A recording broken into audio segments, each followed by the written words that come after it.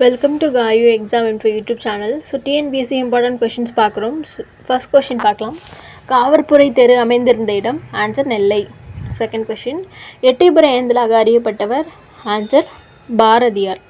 எட்டயபுர ஏந்தலாக அறியப்பட்டவர் answer Bharathiyar. Third question, பா எத்தனை வகைப்படும். பா எத்தனை வகைப்படும். ஆன்சர் 4. பா 4 வகைப்படும். நெக்ஸ்ட் கொஷின், சஞ்சீவி பர்வதத்தின் சாரல் எனும் சிறுகாப்பியத்தை இயற்றியவர். ஆன்சர் பாரதிதாசன்.